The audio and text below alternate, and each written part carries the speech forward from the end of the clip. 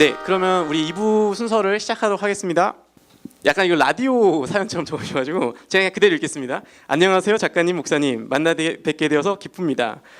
제가 질문하려고 하는 내용은 이것입니다.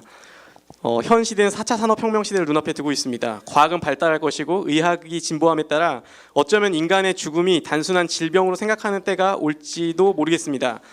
만약에 그 인간이 죽음을 극복하고 영생할 수 있는 그런 특이점에 도달한다면 그때는 과연 신에 대해서 기독교가 어떤 대답을 할 수 있을까요?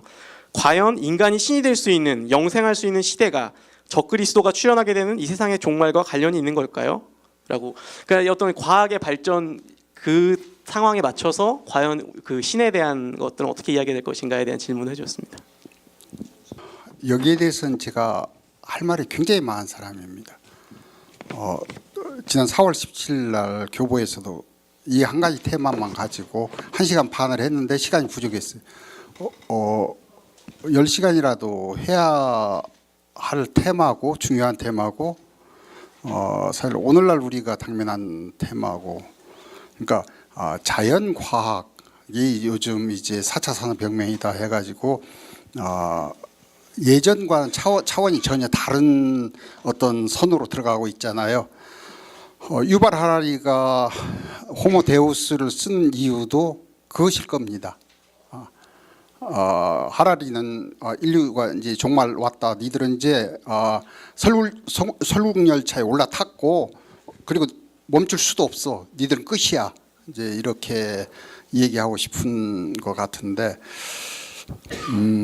하라리는 그렇게 쓰죠. 좀 제가 보기엔 좀 과장해서 그래야 베스트셀러 작가가 됩니다. 책이 좀 화끈하잖아요. 제 책처럼 좀 뜨뜻미지구리 하면은 이게 잘 안 팔려요. 근데 니들은 끝났어 이제 하니까. 근데 인터뷰에 들어보니까 이 사람 이런 얘기합니다. 내 예언이 맞는다면 내가 뭐하러 책 썼겠냐. 그러니까 의도적이었던 것 같아요. 그리고 뭔가 모든 종말론에 대한 선지자들의 얘기도 결국에는 경고고 그리 가지 말자 뭐 이런 건데, 과학 근대가 들어오면서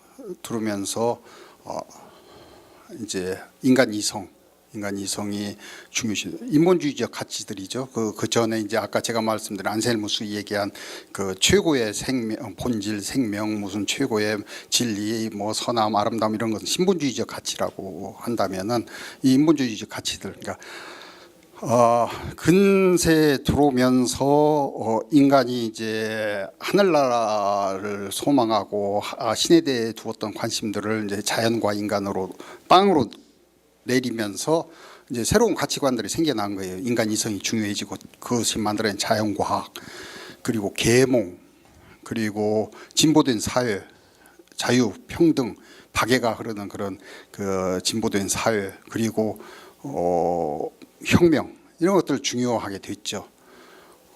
그 중에 특히 이제 자연과학이 눈부시게 발달하면서 이제 인본주의가 신본주의를 완전히 박살내고 그 자리에 올라섰죠. 인간이 신의 자리에 올라선 겁니다. 여러분들 아시죠? 들어보셨죠? 18세기에 이성교라는 거, 그러니까 인간의 이성을 숭배하는 종교가 정말 생겨났다는 거.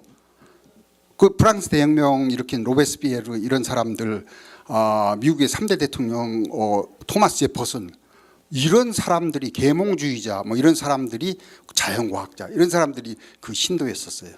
로베스피에르는 독일하고 프랑스 그 국경 지방에 있는 스트라스부르크에 가면은 지금도 큰 대성당이, 아름다운 성당이 있는데 거기서 십자가를 떼어내버리고 성당 주변에 붙어있는 기적에 관한 모든 그 조각상 같은 걸 전부 털어내고 자코뱅당 그 모자를 금으로 만들어서 씌워놓고 뭐 이런 일도 했고, 토마스 제퍼슨은 성경에서 기적에 관한 구절들, 뭐 동정녀가 애를 낳았다든지 뭐 예수가 부활했다든지 뭐 이런 것들 싹 빼버리고 토마스 제퍼슨 성경이랑 따로 만들기도 했잖아요. 19세기에 오면 인류를 신으로 모시는 인류교라는 것도 생깁니다. 꽁트, 실증주의자들, 꽁트 뭐 이런 사람들이 주로 자연과학자 이런 사람들 실증주의자, 자연과학자 이런 사람들이 그 종교에서는 성인이에요. 호모데우스 시대 이미 19세기부터 잉태되었던 겁니다. 그때부터 시작했고 이제 절정에 온 거예요. 근데 여기서 호모데우스라는 게 하라리가 얘기한 호모데우스라는 게 뭡니까? 신처럼 된 인간. 그러니까 생명공학, 유전자공학, 뭐 또 나노 또는 뭐 인공지능 그리고 뇌과학 이런 것을 통해서 유전자를 태아 때부터 유전자 가위로 해가지고 우수한 유전자를 심고 그리고 이제 질병을 생명공학으로 치료해가면서 수명을 뭐 100년, 200년, 300년 이렇게 연장해서 살고 그리고 이제 인간의 육체적 능력, 지적 능력을 극대화하는 거죠. 이렇게 해서 사는 사람들이 그러니까 아주 부자들만 가능한 겁니다. 돈이 아니 굉장히 많이 들으니까 이런 사람들을 이런 슈퍼 휴먼 이런 그 초인류들을 호모데우스라고 한 거거든요. 그러니까 기독교에서 얘기한 신하고는 무관합니다. 무관하고 오히려 제가 보기에는 그리스 신화에 나온 신들 저 올림푸스 산에서 오래 살면서 헤라클레스처럼 힘도 세고 아프로디테처럼 관능적이고 그리고 아테나처럼 모든 지식 다 가지고 있고 왜 컴퓨터 칩을 심으면은 이제 뇌과학이 발달해서 컴퓨터 칩을 심으면 이제 우리가 학습으로 뭘 하는 게 아니라 지식을 다운로드 받잖아요. 다운로드 받아가지고 이런 사람들이 극소수 생길 거고 나머지 70억 대부분은 호모 유슬리스 쓸모없는 계급 밥만 축내는 그리고 하라리의 그 책에서 여러분들이 주목하셔야 할 것이 데이터교라는 겁니다. 데이터교를 숭배하면서 이제 노예들처럼 사는 이제 70억의 호모 유슬리스들이 이제 우리가 되겠죠. 여러분들 중에 초부자가 있으면 모르겠어요. 근데 그렇지 않으면 이제 우리는 곧 호모 유슬리스가 되는 겁니다. 쓸모없는 밥만 축내는 밥충이들.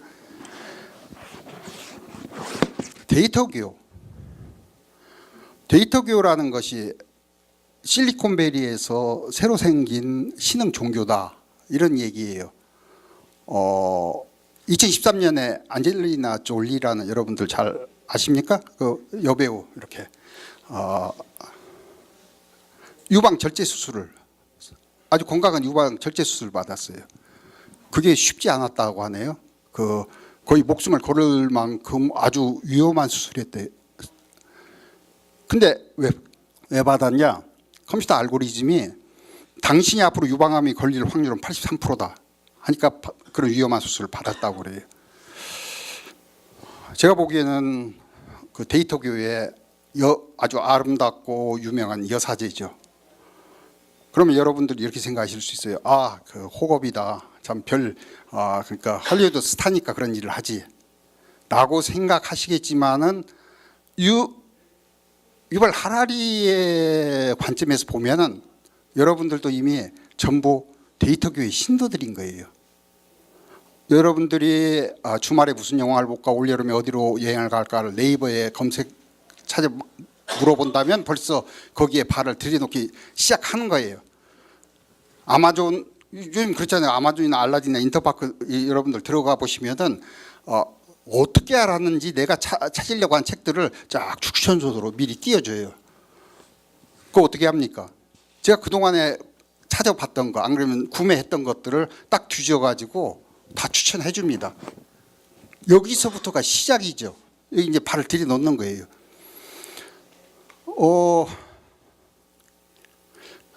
요즘 그 정보 유출로 문제가 되고 있는 그 페이스북 알고리즘은 여러분들이 누르는 좋아요 70개만 모으면은 여러분들에 대해서 여러분들의 친구들보다 훨씬 잘한다는 거예요. 300개를 모으면은 여러분들의 가족보다도 더 잘 알고 본인보다도 더 잘한다는 거예요.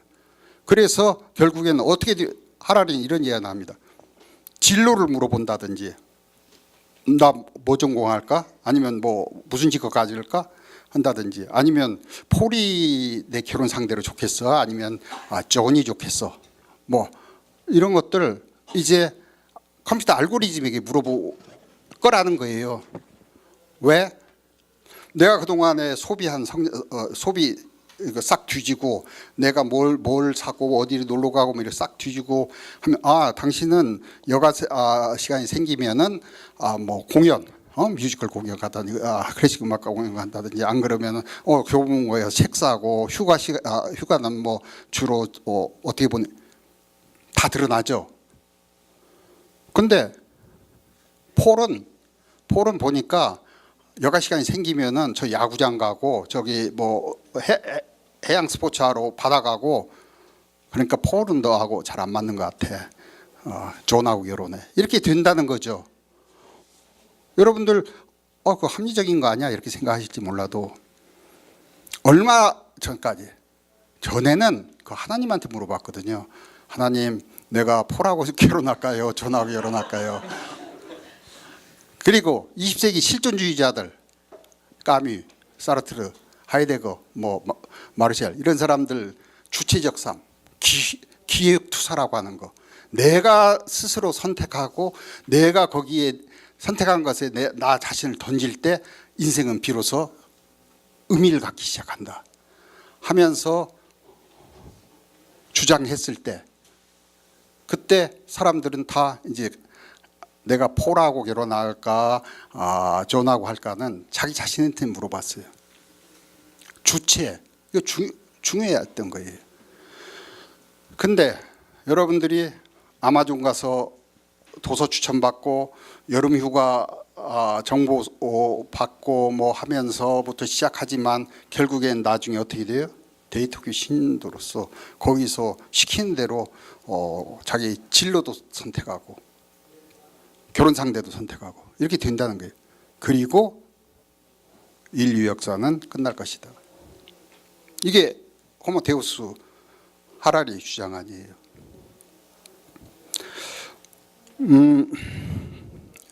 아까 질문이 뭐였죠? 질문이요? 웃으시면 안 됩니다. 제 나이쯤 되면 자꾸 잊어먹어요. 저 당황해가지고. 예.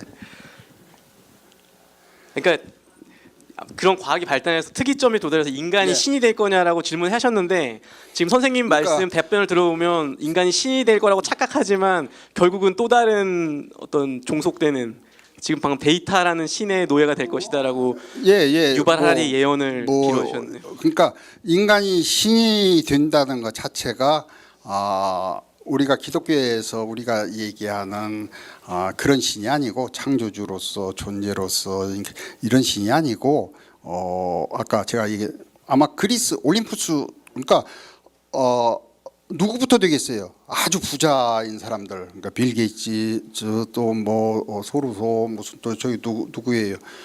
구글 그 주인 주커버거 뭐 이런 사람들부터 될 거 아니에요. 돈이 엄청 많이 들으니까. 그 사람들이 사는 데가 뭐 뉴욕의 어떤 펜트하우스 뭐 이런 데 살겠지만 이게 올림푸스 산 아니에요. 이 사람들이 거기에서 오래 살면서 헤라클레스처럼 뭐 아니 뛰었다 하면 우사인 볼트보다 더 빨리 뛰고 생긴 거 안젤리나 졸리 정도 생긴 게 아니라 더 관능적이고 뭐 이렇게 이제 그런 아들들을 만들어내겠죠. 인간이 신이 된다는 것이 이제 그런 것이라면 또 그렇게 될 가능성이 거의 과학적으로 길이 열렸고 봉준호 아까 신과 함께 못 봤어도 설국열차 봤거든요. 그게 계급사회잖아요. 자유엔 천국처럼 살고 자유엔 지옥처럼 사는 차례대로 이렇게. 근데 하라리가 구상하는 계급사회는 딱 한 칸만 그 아주 극소수만 사는 그 올림푸스 같은 신들이 호모데우스가 사는데 나머지는 전부 70억이 전부 아주 비참하게 사는 호모 유슬리스로 사는 이런 설국열차에 올라탔고 우리는 내릴 길도 없고 그렇다는 거예요. 근데 저는 아까 그랬죠. 유발 하라리는 좀 과장한다. 책 팔아먹으려고 그런 것 같다. 뭐 근데 저는 이렇게 생각합니다. 아직은 기회가 있다. 아직은 기회가 있다. 우리가 이 모양 이 꼴이 되기 시작한 것을 길게 설명하려면 한도 없지만 간단하게 설명. 아까 신본주의적 가치를 인본주의적 가치가 몰아냈다고 했잖아요. 그냥 짓밟고 신은 죽었다 하고 그 위에 올려 세운 거예요. 근데 간단히 증명할 수 있어요. 간단히. 신본주의가 없는 인본주의라는 게 뭔가? 다시 말해서 인본주의, 신본주의를 말살한 인본주의라는 것은 무신론적 인본주의라는 건데, 아까 우리가 뭐라고 했어요? 안셀무스를 따라서 신본주의적 가치가 최고의 본질, 최고의 행복, 최고의 진리, 최고의 선함, 최고의 아름다움, 최고의 정의 뭐 이런 거라면, 그러니까 다시 말해서 인간이 추구하는 모든 가치의 정점을 신이라고 한다면은 무신론적 인본주의라는 것은 결국에는 인간이 추구하는 모든 가치를 배제한 인본주의, 무가치한 인본주의가 되지 않겠어요? 최고의 생명도 가볍게 여기는, 진리도 가볍게 여기는, 선함도 가볍게 여기는 바로 이런 인본주의가 러시아 혁명을 했잖아요. 그래서 2천만 명이나 되는 제노사이드를 했잖아요. 역사적으로 증명됐고 논리적으로 증명되는 일이에요. 인본주의는 신본주의 위에 그걸 기반으로 바탕으로 섰을 때만 그때 의미가 생기고 가치를 갖는 거죠. 그 다음에 인본주의를 추구했던 근대적 이성이 1, 2차 대전을 만들었고, 그 다음에 아우슈비츠, 뭐 굴락 수용소, 저기 히로시마 뭐 이런 원자폭탄 터뜨리고 깜짝 놀란 사람들이 1968년 5월을 중점으로 68 혁명 이걸 기점으로 해서 근데 포스트 모던 가지고 나왔잖아요. 그래서 이제 그런 획일성, 주체성, 무슨 혁명, 무슨 사회 진보, 몸소리 친다. 그게 그만하고, 그러고 이제 다양성, 문화의 다양성, 진리의 상대성, 윤리의 상대성, 그리고 일상성. 그래서 뭐 주로 음식, 레저, 무슨 관광 이런 얘기하자. 작은 얘기, 이런 얘기하자. 무슨 사회 진보, 혁명, 됐어 하고 인본주의적 가치들을 몰아내고 탈근대적 포스트 모던 들여서 세웠잖아요. 여러분들 교보문고 가서 요 몇 년 사이에 베스트셀러 목록 쭉 보세요. 거기 보면 다 인문학이라는 인문 코너만 보더라도 인문학이라는 이름 붙은 거, 음식의 인문학, 문구의 인문학, 심지어 팬티의 인문학 이런 것도 있어요. 선생님 죄송합니다. 저희가 2부 총 시간이 30분인데요. 지금 첫 질문에 20분 넘게 지금 써가지고 살짝, 그러면 이제 여기서 정리하겠습니다. 제 생각은 이래요. 그런 작은 얘기들 하는 거 나쁘지 않고 그것도 있어야 한다. 그래야만 큰 얘기들이 가진 폭력을 억압할 수 있기 때문에 있어야 하는데 전부 얘기하자는 거예요.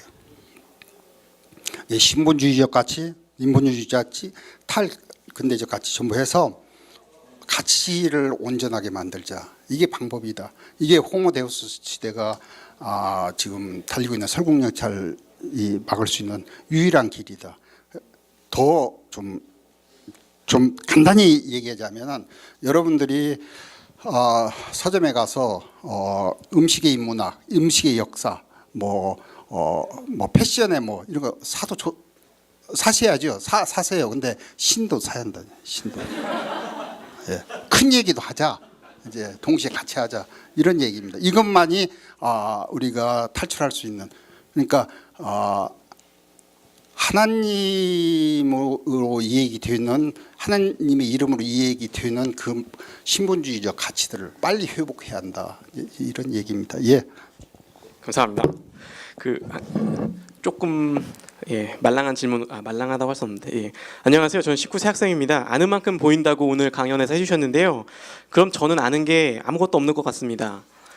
현재도 보이지 않고 내가 어디 있는지 모르겠고 미래도 무엇인지 알 수 없는 답답함 가운데 있습니다. 책을 읽으면 읽을수록, 사람을 만나면 만날수록, 경험하면 할수록 내가 얼마나 모르는 것이 많은지, 내 사유의 깊이가 얼마나 얕은지만 알아가고 있습니다. 공부하고 알아가는 게 너무 답답합니다. 두 분은 이런 적이 있으신가요? 이 답답함에 대해서는 어떻게 하면 좋을까요? 라고 질문해 주셨습니다. 이게 제가 할까요? 네. 잘된 일입니다. 왜냐하면 자기가 부족하다는 사실을 알기 시작하는 게 인식의 시작이에요. 제 신학교에 처음 들어갔는데 채플 시간에 앉는 자리가 정해져 있습니다. 1학년, 2학년, 3학년, 4학년 교수, 대학원생 이렇게 앉아요. 그게 딱 그렇게 자리가 돼 있는데 1, 2학년들이 이렇게 앉아 있으면 채플 시간에 교수님들이 어떤 얘기를 해요. 맥락을 모르니까 우리는 안 웃어. 근데 뒤에서 와르르 하고 웃어요. 저 인간들이 왜 웃어? 근데 우리가 3, 4학년이 돼 뒤로 가니까 교수님이 뭐라고 얘기하면 우리가 웃어. 근데 앞에 애들은 안 웃어. 쟤들 못 알아듣지. 예, 시간과 함께 인식의 길이 열립니다. 제일 문제는 뭐냐면 자기가 무지하다는 사실을 알지 못하는 거예요. 내가 꽤 똑똑한 것 같은. 아까 킬케골 얘기도 하셨습니다만 킬케골의 고민 가운데 하나가 뭐냐면 똑같은 책을 읽었는데 남들은 다 이해한 것 같아. 나만 몰라. 이건 나도 신학교 때 경험했던 암담함입니다. 근데 킬케골 얘기를 듣고 나서 안심이 됐어요. 다 모른대.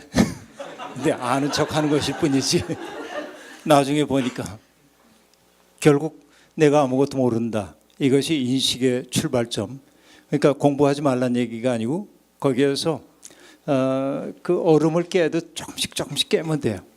그러니까 우리가 옛날에 그 수박 여름에 먹으려고 그러면은 얼음을 사거든요. 옛날에 냉장고 없을 테니까 우리 얼음을 어디서 팔았냐면 연탄 가게에서 팝니다. 왜냐하면 연탄은 겨울 장사이고 여름엔 연탄 안 떼니까 장사 안 할 수 없잖아요. 얼음을 팔아요. 그럼 얼음 사가지고 와서 얼음 깰 때 오해 마가지고 두드리는 사람 아무도 없어. 바늘을 내고 망치로 톡톡 치면은 얼음이 깨집니다. 인식이라고 하는 건 그렇게 가는 거예요. 그래서 제가 좋아하는 오르한 파묵이라고 하는 이 터키의 소설가, 노벨 문학상을 받았는데 자기의 소설 쓰기를 뭐라고 했냐면 바늘로 우물 파기 그렇게 얘기합니다. 우리의 인식이라고 하는 건 바늘로 우물을 파는 과정이에요. 어느 순간에 물리가 트이고 열리죠. 그 범열의 순간 때문에 공부를 계속하는 거예요. 그러니까 지금 질문하신 분이 어떤 분인지 모르지만 아무것도 모르겠어요.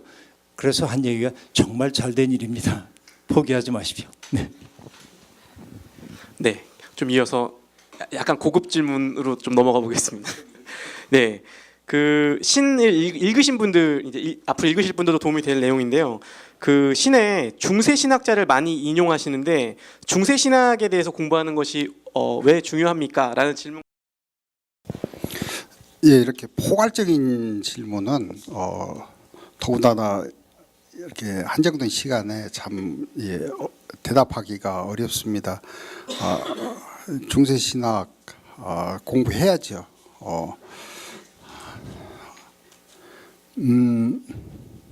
철학에서도 고대 철학 공부하고 그리고 중세는 신학이다 해가 건너뛰고 근대부터 다시 공부합니다. 그럼 중세 신학 철학한 사람도 건너뛰죠. 그 다음에 신학교에서도 중세 신학은 이렇게 그러니까 기독교 사상사라든지 이런데 역사의 한 것으로 훑어가는 게 일반적인 거죠. 그런데요, 한번 생각해 보세요. 중세 사람들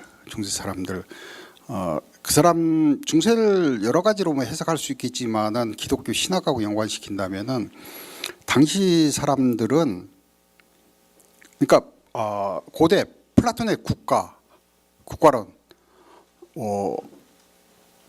요즘 이제 고전이다 해가지고 서울대 선정도서 뭐 필독서 백선에도 들어가고 다들 읽어라 하지만은